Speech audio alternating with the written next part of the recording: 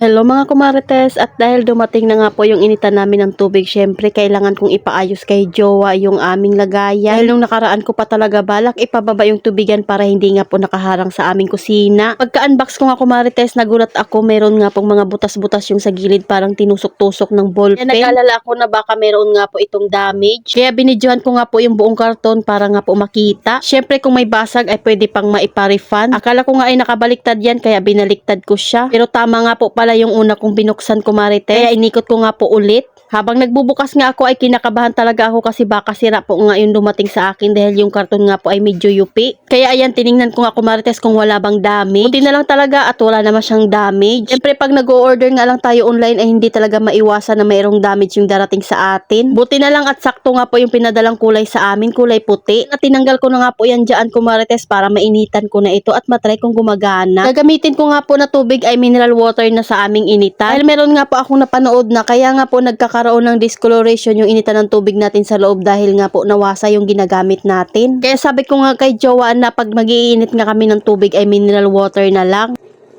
Ayan, at mabilis nga rin siyang kumulo kumarites. Buti na lang at wala namang sira. Sabi ko nga kay Jowa na ayusin niya na nga po yung aming lagayan ng tubig. Dahil gusto ko nga po ipalagay yung tubigan doon sa ilalim kaso hindi nga po siya kasya. Habang nire-ready niya nga po yung mga gagamitin, ako nga po ay nagbantay muna ng tindahan. Noong nakarang linggo ko pa kasi sa kanya sinasabi yun kumarites kaso hindi niya nga po nagagawa. Pero dahil meron nga tayong bagong gamit kaya sabi ko nga sa kanya ay gawin niya na iyon. Dahil wala nga po akong paglalagyan pag hindi niya pa ginawa. Kaya ayan, sinimulan niya na nga kumarites. Ayan nga po yung itsura ng before at tinanggal niya na nga rin po yung mga nakalagay dyan. At yung pinakailalim nga sabi ko nga sa kanya ay lagyan niya na rin ng tiles. Dahil nagagasgas nga po yung nilagay kong wallpaper at dumudumi nga po siya. Siyempre pag kinukuha nga po yung nakalagay dyan na rice cooker ay hinihila lang. Isimulan niya na nga pong tanggalin yung nakalagay dyan kumarites para nga po may baba na. Hindi talaga akong nakita sa orange app na maganda nga kumarites na storage na pwedeng ilagay dito. Nakikita ko nga rin yun kumarites sa mga kapwa ko kumami vlogger. Inad to cart ko na nga po iyon. Siyempre pag nakaluwag-luwag na tsaka natin i-check out iyon. Sarap nga magayos-ayos ng bahay kumarites lalo na nga po pag wala tayong masyadong gastos. At yung mga jowa nga lang natin yung gumagawa. Ilang linggo na nga rin pa akong hindi nakaka-order sa online ng mga gamit sa bahay. Puro nga po paninda na gamit yung aking mga na-order. Nasira nga po yung aming initan ng tubig ay inayos nga po ni Jowa kaso hindi nga po naaayos. Sabi ko nga mag-check out na lang kami para nga po mapalitan na. Dahil alam nyo naman mahilig talaga kami sa kape kumarites. Nung araw nga lang po ang nakalipas, dumating na nga rin po yung aking in-order. Kaya nung dumating nga kumarites ay tuwang-tuwa nga po ako. May mga ilan pa rin talaga ako na gustong orderin para nga po dito sa aming kusina. Pero syempre isa-isa lang kumarites hanggat hindi pa kaya ng budget ay wag nating pilitin. Hindi man ganun kabilis itong pagpapaganda namin sa aming kusina ay okay lang iyon. Halaga lang naman kumarites, lagi nga po itong malinis. Kahit anong linis talaga natin, yung alikabok at yung hugasan ay hindi talaga yan nauubos. May pinagpaplanuhan na naman nga po akong orderin kumarites yung aming steamer. Galo nga po iyon kung saan ako nag-grocery palagi. So ay nasira na nga po iyon. Wala na talagang nagtatagal sa panahon ngayon kumarites, char. Pero napakinabangan ko naman iyon kumarites ng mahigit isang taon nga po. Sinusubukan na naman nga po ni Jowang ayusin pero alam nyo na pag sirami ko.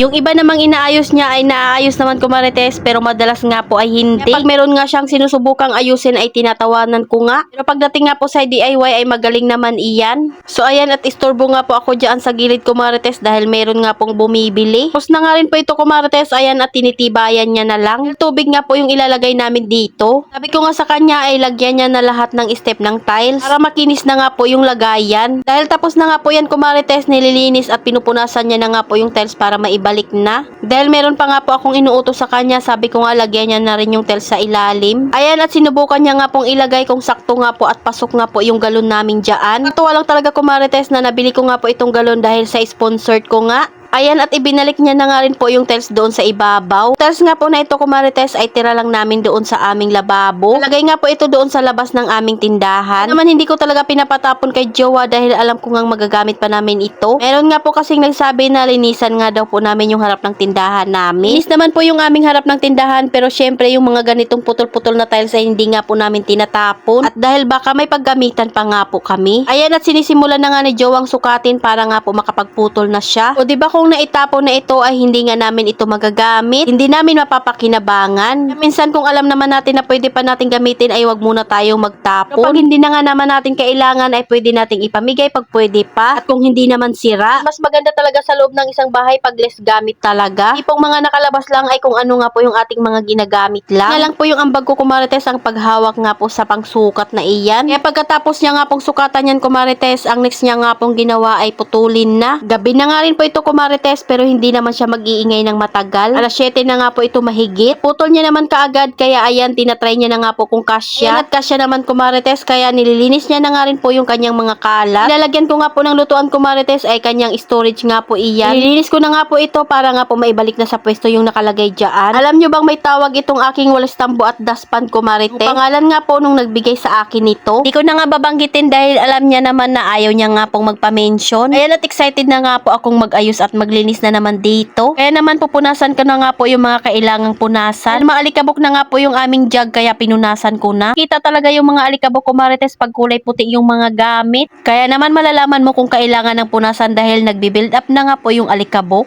Syempre at binuhat ko na nga at ipinwesto ko na doon sa ilalim. Lalagyan ko nga rin po ito dito ng pahalaman kaya pinakuha ko ito sa taas. Kaso hindi nga po kasya kaya naisip ko nga po yung sa tabi ng aking lutuan. Yun naman at bumagay nga lang po ito. Ayan, at ipinwesto ko na nga po yung aking inita ng tubig dito. Habang ako nga po ay naglilinis, si Jowa nga po ay naghuhugas na dyan. Sabi ko nga iurong niya muna dahil para maisagad nga po doon sa gilid. Pinunasan ko nga lang po yung coffee maker na binigay din sa akin. Bigay nga lang din po ito kumarites nung aking pinag-groceryhan. So ayan, at ang ganda na nga po tingnan nito kumarites. Iko na nga muna yung rice cooker doon sa ilalim. Na nga po yung after nung nayari na ni Jowa yung aking lagayan. At tingnan nyo naman at malinis na naman nga po itong baba ng bahay namin. Makikita nyo nga kumarites ay malapit na nga rin pong mag alas 12. Kaya ayan yung kalendar, nilipat ko na nga po iyan. Kulang ba kumarites na umaabot nga po ng ganitong oras para kumilos at gumawa ng gawaing bahay. Sipag araw nag-aasikaso nga po ako sa tindahan. Ayun lang muna kumarites, salamat sa panonood. Follow for more. God bless us. At sana i-share nyo na nga rin po itong aking video.